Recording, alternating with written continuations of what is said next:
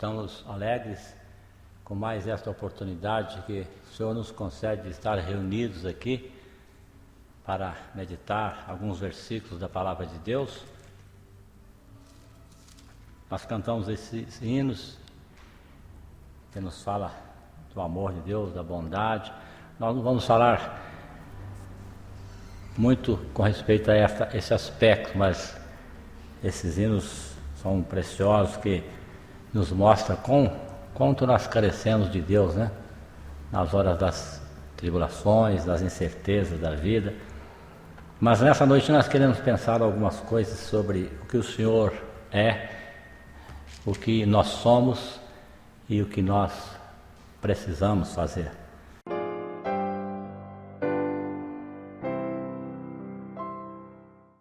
Vamos ler Salmo 119, nós vamos ler do versículo 137 até o versículo 144 e considerar, lembrar algumas verdades aqui que todos nós já ouvimos, temos conhecimento, mas é bom sempre estar trazendo isso à nossa memória, ao nosso coração. Salmos 119, versos 137 a 144. Justo és, ó Senhor, e retos são os teus juízos. Os teus testemunhos que ordenaste são retos e muito fiéis. O meu zelo me consumiu, porque os meus inimigos se esqueceram da tua palavra. A tua palavra é muito pura, por isso teu servo a ama. Pequeno sou e desprezado, mas não me esqueço dos teus mandamentos.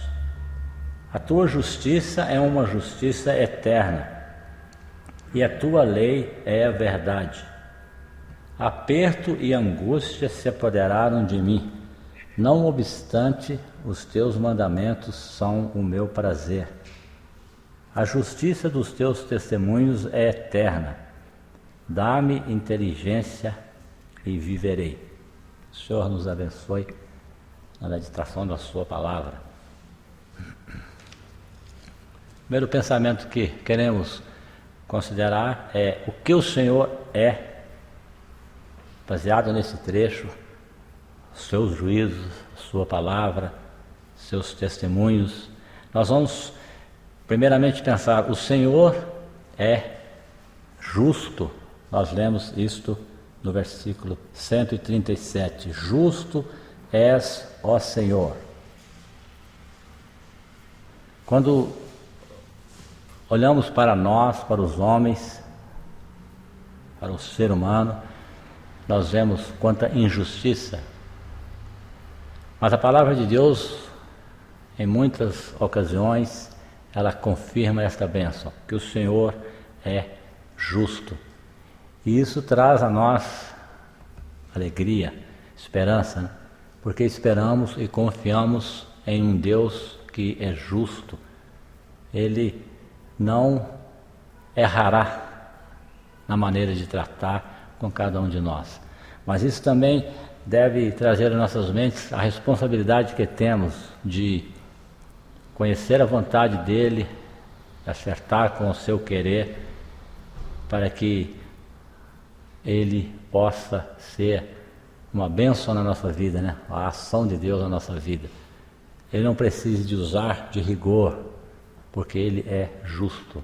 Ele não trata de uma maneira com um e de outra maneira com o outro. Ele trata com justiça. Agora nós vemos também que os seus juízos são retos, é o que diz o mesmo versículo. E retos são os seus juízos. Nos nossos corações, nas nossas decisões, nós somos tentados e quantas vezes não tratar com retidão. O caminho que traçamos não é um caminho reto, quem sabe muitas vezes, mas o caminho de Deus é um caminho reto. Seus juízos são retos, não tem curvas, né? Se assim podemos dizer. Não torce os caminhos, são retos. Corta em linha reta. Isto é maravilhoso. Nós vemos visto através da palavra de Deus, né? Como Deus é justo, como seus juízos são retos. Por isso ele, na pessoa de Cristo, pôde justificar-nos, pôde nos colocar em caminhos retos, pôde nos abençoar. E nós alegramos porque o povo de Deus pode ser justo e pode ser reto. E isso que Deus espera também de nós. Agora nós lemos no versículo 140. A tua palavra é muito pura. Primeiro pensamento aqui. A palavra de Deus é muito pura. Quando nós lemos o Salmo 119, todo o capítulo, né, todo o Salmo, nós vemos que quase todos os versículos se referem à palavra de Deus. São poucos os versículos que não fazem referência à palavra de Deus, aos seus mandamentos, à sua lei. E aqui, esse versículo diz que a tua palavra é muito pura.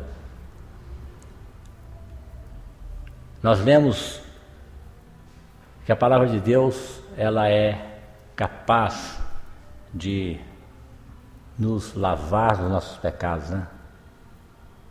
Purificar os nossos pecados. Nós vemos isso no Novo Testamento, lavagem da água pela palavra.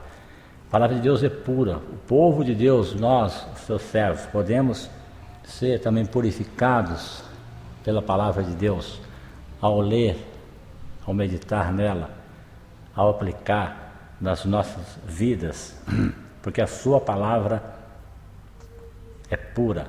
E nós vemos também no versículo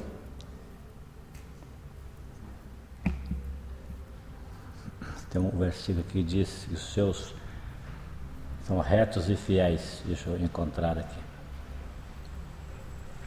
O verso 38, dizendo: os teus testemunhos que ordenaste são retos e muito fiéis. Aqui também está fazendo uma referência à palavra de Deus. Os teus testemunhos que ordenaste são retos e muito fiéis.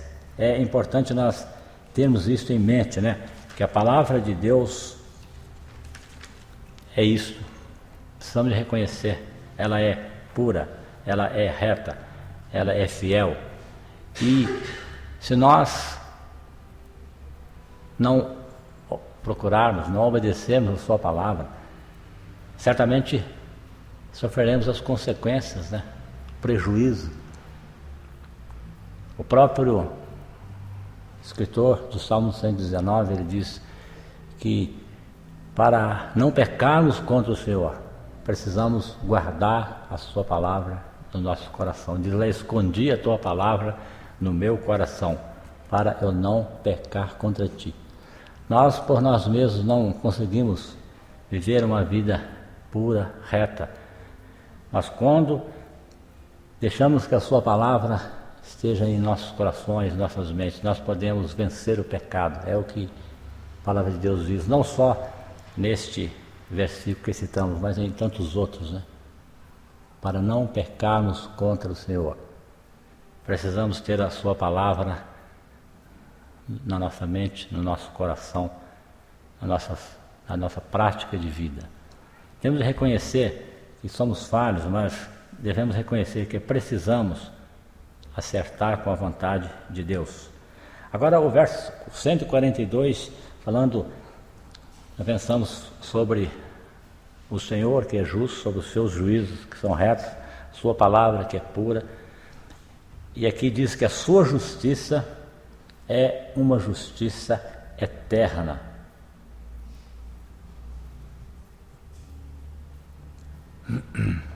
Como já referimos, os homens, o ser humano,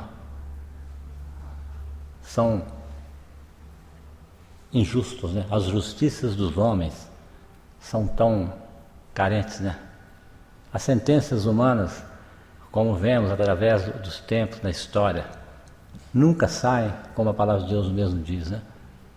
Precisa fazer justiça e muitas vezes ficam pelo meio do caminho, começam a fazer a justiça contra o mal, mas por causa da fragilidade humana, por causa da tendência pecaminosa dos juízes humanos, muitas vezes não é aplicada a justiça. Isso é a Bíblia que fala isso, né? A sentença nunca sai, e nós vemos isso.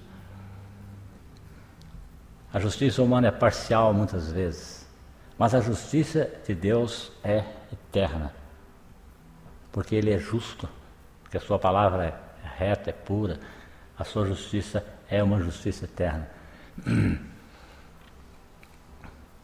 Por isso a palavra de Deus convida o ser humano a voltar-se para Deus, a se arrepender, a confessar os seus pecados, a curvar diante dele. Ele chama cada um dos servos, aqueles que já são salvos, né, a fazer justiça, viver uma vida de piedade, porque a justiça de Deus é eterna. Se nós fugirmos dos caminhos do Senhor, né, seremos por Ele corrigidos, punidos, né, segundo seu conhecimento, segundo a sua justiça, segundo a sua misericórdia também, mas a sua justiça nos alcançará. E a palavra de Deus diz que o reino de Deus não é comida nem bebida, mas é justiça, paz e alegria no Espírito Santo. Primeira palavra que usa aqui, né? O reino de Deus é justiça. Primeiro precisa de haver justiça para que haja paz, para que haja alegria. Por isso que o reino de Deus é um lugar de alegria, é um lugar onde a justiça domina, onde a paz vem depois da justiça, né? Nós vemos que para alcançarmos paz nos nossos corações, perdão dos pecados, a justiça divina teve que ser derramada sobre o seu Filho na cruz, para que pudéssemos ter paz. Não existe paz sem justiça. Por isso nós vemos no mundo que a paz não chega a ser alcançada totalmente, porque há injustiça. Mas no reino de Deus a justiça prevalece. E nós sabemos que no futuro o povo de Deus verá isso de uma maneira plena, a justiça divina sendo exercida já nesse mundo, na época do milênio, mas também nos novos céus e na nova terra, como diz a palavra de Deus, onde habita a justiça. Como ansiamos pela justiça, não que somos melhores do que os outros homens, mas gostaríamos tanto que houvesse justiça, que houvesse paz, mas isso só será possível quando Cristo realmente vencer o inimigo, estabelecer o seu reino, e finalmente quando Ele fizer novos céus e nova terra, onde habita justiça. E no versículo 142, mais uma lembrança, além da justiça que é eterna, diz que a tua lei é a verdade. Nós já falamos sobre a palavra de Deus, e aqui repete, falando da lei, é o mesmo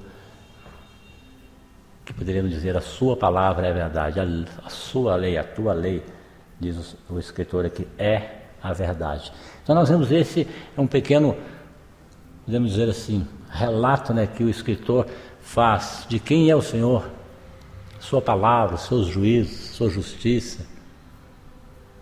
E nós vemos isso ao longo de toda a história bíblica, né? Isso não muda, não mudará. Nós vemos no Novo Testamento, o Senhor Jesus veio a este mundo preenchendo todos esses dados, né, que nós vemos aqui, vivendo uma vida que glorificou a Deus, ao ponto que nosso Deus diz: este é o meu filho amado em quem tenho todo prazer. Agora, nesse trecho que lemos, nós vamos pensar também o que o homem é, o que nós somos. Aqui, em pequenas palavras, é claro que tem um estudo que poderíamos fazer muito amplo, né, em toda a Escritura, e os irmãos sabem disso, né? O que o homem é.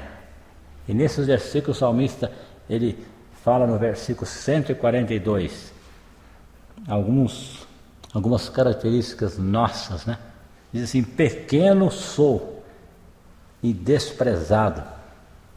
O escritor aqui, ele tem a consciência que nós precisamos ter a cada dia. Somos pequenos, embora sejamos salvos por Cristo, fazer parte da sua igreja, ser filhos de Deus, mas enquanto estamos nesse mundo temos que reconhecer que somos pequenos, não somos nada, não merecemos nada, somos desprezados, somos pó, como a palavra de Deus diz, né? Cinza, somos, como o apóstolo Paulo falou, já como servo de Deus, com alguns anos de vida cristã, ele diz: miserável homem que eu sou, quem me livrará do corpo desta morte? Então é o que o salmista lembra, que pequeno sou e desprezado. E nós vemos também no versículo 143 outro reconhecimento que o salmista tem aqui. Ele diz: aperto e angústia se apoderaram de mim. Então estamos rodeados de apertos, de angústias. Isso é próprio do ser humano, enquanto estamos nesse mundo, rodeado de apertos de diversos aspectos, né? Cada irmão pode pensar o que te aperta, né? O que te angustia, o que está se apoderando de ti, né? Não que nós vamos deixar essas coisas dominar nossas vidas. Nós temos esperança, temos paz com Deus, mas estamos rodeados disso, estamos sujeitos a isso, né? Como lembramos daquele versículo que diz, falando sobre Elias, né? Elias era um homem sujeito às mesmas paixões que nós. Nós poderíamos dizer: nós somos sujeitos às mesmas paixões que sobrevêm a todos os homens, não somos melhores do que outros. Se algum de nós, em algum momento, pensar que somos melhores, estamos admitindo, né? Estamos caindo, né? A palavra de Deus diz que aquele que cuida está de pé, olha que não caia. Nunca devemos ter em nosso coração essa presunção de achar que somos melhor. Devemos desejar melhorar cada dia, mas nunca achar que somos melhor, porque já estamos num lugar acima dos demais, não. Nós vemos de muitos servos de Deus, homens que fizeram grandes trabalhos na obra de Deus, tanto registrado na Bíblia como na história da igreja, mas que foram grandemente usados porque reconheceram que nada eram, né? Isso é importante nós pensarmos isso. E outra coisa que devemos reconhecer, que somos carentes de receber algo que está fora do nosso alcance, né? Aqui no final do versículo 144, vamos ler aqui o 144, diz assim: a justiça dos teus testemunhos é eterna, confirmando o que já falamos, né?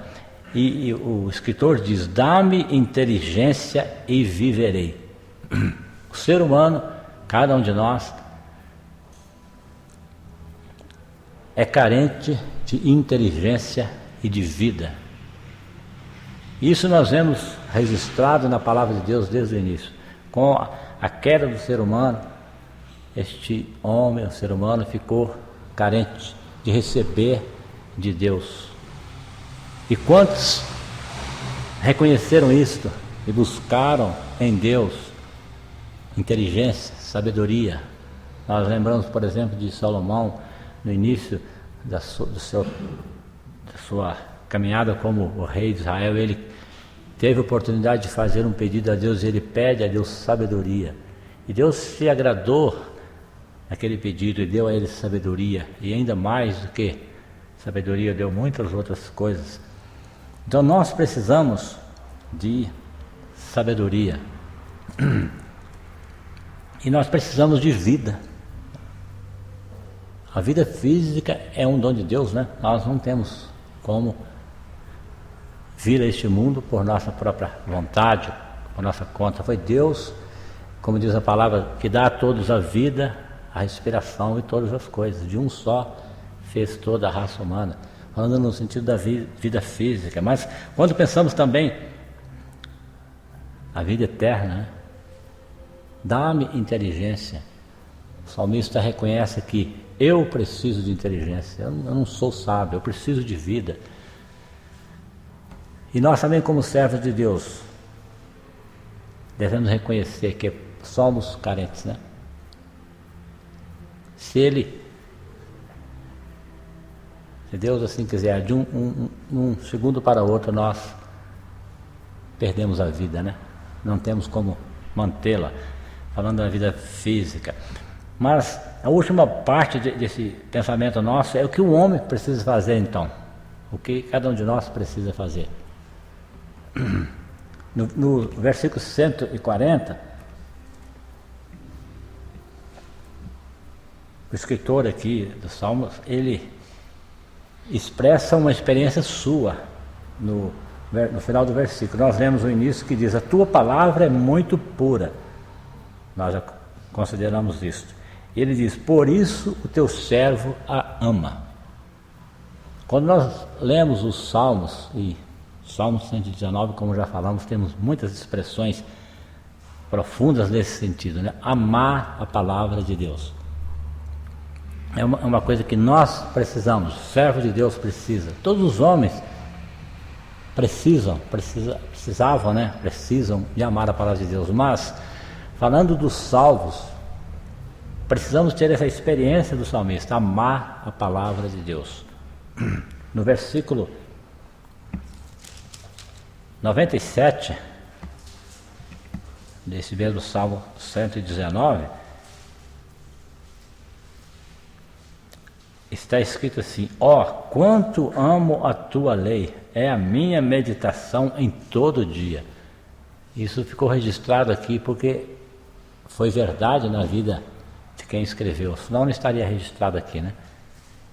E precisa ser uma experiência de cada um de nós, amar a palavra de Deus. E quando amarmos a palavra de Deus, nós vamos obedecê-la, né? Nós vamos conhecê-la. Como vamos amar algo que não conhecemos, né? Algo que não queremos ter junto de nós, né?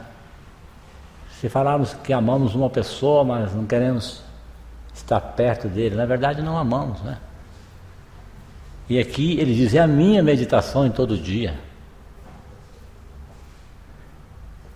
Quando nós vemos aquele salmo que o salmista diz que meditava na sua palavra todos os dias, né? Então deve ser uma experiência nossa também, é a minha meditação em todo o dia. E no versículo 141, no final, depois de ele reconhecer que é pequeno, que é desprezado, que não merece, ele diz: não me esqueço dos teus mandamentos. Quando amamos, não vamos esquecer, né? Quando amamos uma pessoa, nós estamos sempre com aquela pessoa em mente, mesmo não estando presente fisicamente, né? E quando amarmos a palavra de Deus, nós não vamos esquecer dela no dia a dia, do nosso trabalho, das nossas viagens, de qualquer coisa que estivermos fazendo. Estaremos lembrando que esta atitude, ou aquela atitude, deve ser feita dessa maneira, porque a palavra de Deus assim nos ensina. Não vamos esquecer dos seus mandamentos. Então, amar a sua palavra, consequentemente, vamos ter em nossas mentes, não vamos esquecer dela. E ele vai além ainda no versículo 143, no final. Vamos ler o versículo todo. Diz: aperto e angústia se apoderaram de mim, não obstante, os teus mandamentos são o meu prazer. Amor, lembrança, não esquecer e ter prazer, né? Em que nós temos prazer? É uma pergunta que cada um deve fazer. Temos prazer na palavra de Deus? E se nós procurar a palavra de Deus todos os dias, for a nossa meditação todo dia, não esquecer dos conselhos, obedecer, né? Realmente nós vamos ter prazer, e é a única coisa, é o único livro, é a única fonte de prazer. Estava conversando com uma pessoa há pouco tempo, ele falou para mim que estava lendo a Bíblia, ouvindo mensagens, então eu disse para ele, olha, é a única coisa que traz verdadeiro prazer. Tem muitas coisas nessa vida que nos dão prazer, são lícitas, devemos usá-las, né? Mas são passageiras, ficam para trás. Um dia vai findar, por causa da limitação nossa, né? Mas a palavra de Deus, ela dá o verdadeiro prazer, prazer que passa para a eternidade. Então, o salmista tinha essa experiência, e cada um servo de Deus também pode ter, crescer nessa experiência. Não que estamos aqui dizendo que somos como o salmista, mas devemos desejar ser. E outra coisa, nós já lemos também o versículo 142, o final diz, a tua lei é a verdade. Não apenas saber que ela é verdade, é bom saber, o salmista nos informa isso, mas é reconhecer que ela é a verdade para nós, né? Para a prática nossa, temer a sua palavra, não apenas dizer, olha, a palavra de Deus é a verdade, ela é a verdade para mim, eu temo a sua palavra porque ela é verdade, o que ela fala vai acontecer, né? Passará os céus e a terra, mas as minhas palavras não hão de passar, diz o Senhor Jesus.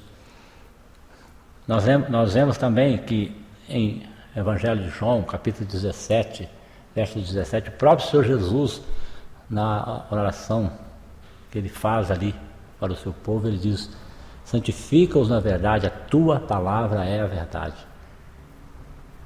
Ela é verdade para o nosso bem, para a nossa alegria, para a nossa justificação, mas também ela é verdade contra nós, né, quando pecamos. Então ela é a verdade. Então o homem precisa amar a sua palavra, não esquecer dela, ter prazer, reconhecer que ela é verdade. E o último pensamento é receber aquilo que o salmista diz, dá-me inteligência e viverei. Nós precisamos de Deus. Nós não conseguimos salvar a nós mesmos, falando no sentido espiritual da vida eterna, né? Nós não conseguimos manter a nossa vida aqui nesse mundo de uma maneira que agrada a Ele, se Ele não nos der da sua graça, não nos der sabedoria. O escritor Tiago, ele diz, se alguém tem falta de sabedoria, peça a Deus que a todos dá liberalmente, não lance em rosto. Deus tem prazer em nos dar bênçãos quando pedimos, quando desejamos receber de verdade, quando procuramos obedecer a sua palavra. Dá-me inteligência. A palavra de Deus é aquela que faz o homem sábio para a vida eterna, né? Nós lemos na carta de Paulo a Timóteo. Nós vemos também o Senhor Jesus dizendo no Evangelho de João, quem ouve a minha palavra e crê naquele que me enviou, não entrará em condenação, mas passou da morte para a vida, né? Tem a vida eterna, não entrará em condenação. Então, precisamos de inteligência, precisamos de vida. Vamos ler aqui, para não citarmos errado, João capítulo 6, verso 63. Eu vou ler esse verso, João 5, 24, eu citei ele, mas parece que não ficou completo. Primeiramente, João 5, 24. Na verdade, vos digo que quem ouve a minha palavra e crê naquele que me enviou, tem a vida eterna, e não entrará em condenação, mas passou da morte para a vida. Então, dá-me inteligência para que viva. E o povo de Deus tem recebido essa inteligência, né, para ser salvo. para ter vida e vida eterna. Lemos aqui no capítulo 6, verso 63.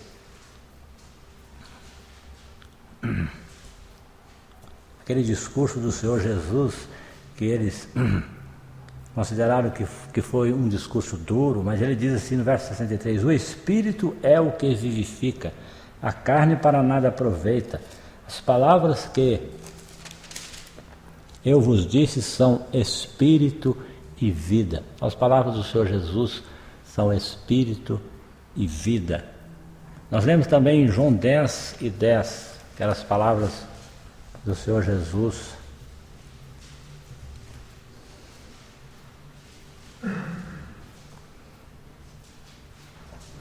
Ele diz: o ladrão não vem senão a roubar, a matar e a destruir. Eu vim para que tenham vida e a tenham com abundância. Então, são expressões preciosas, né? Que nós ouvimos tantas vezes, que nós citamos tantas vezes, e devemos fazer isso mesmo. As palavras que o Senhor Jesus diz são Espírito e vida. Ele diz: eu vim para que tenham vida e vida em abundância. Então o povo de Deus pode desfrutar esses privilégios, estas bênçãos maravilhosas, porque Deus assim deseja. Quer que cada um dê ouvidos à sua palavra, tenha prazer, tenha amor pela sua palavra, não esqueça da sua palavra, seja santificado por ela e tenha vida em abundância, tenha sabedoria.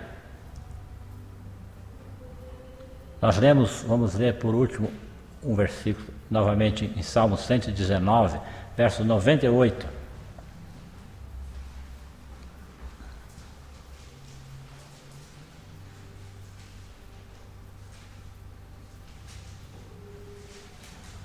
Nós vamos ler 98 até o versículo 100 também. É uma experiência do escritor aqui. Ele diz: tu, pelos teus mandamentos, me fazes mais sábio que meus inimigos, pois estão sempre comigo. Tenho mais entendimento do que todos os meus mestres, porque medito nos teus testemunhos. Sou mais prudente do que os velhos, porque guardo os teus preceitos. Foi uma experiência do salmista que ficou registrado na palavra de Deus. É aquele que conhece a palavra de Deus e que fizer isso que ela nos ensinou nessa noite, certamente será uma pessoa sábia, mais do que os mestres que não conhecem a Deus. Há muitas pessoas pelo mundo afora, pessoas inteligentes, pessoas que têm grandes conhecimentos, muito maiores do que os nossos conhecimentos, né? Mas não têm a sabedoria espiritual, essa sabedoria que passa para a vida eterna. Mas aqueles que têm crido no Senhor Jesus, aqueles que buscam a sua palavra, se tornam mais sábios do que os mestres deste mundo, né? Louvamos a Deus por isso, e que esses pequenas lembranças que são conhecidas dos irmãos possam ser de incentivo para nós, não desanimarmos na nossa caminhada, né? Mesmo como cantamos, se as lutas vêm, as dificuldades, se não sabemos o amanhã, o futuro da nossa vida aqui, as provações que virão, nós podemos saber que Sua palavra está conosco para nos abençoar. Suas promessas não falham. Nosso Senhor é justo, é santo, é reto e é também compassivo, amoroso, cheio de misericórdia. Que Ele nos abençoe nesta noite. Amém.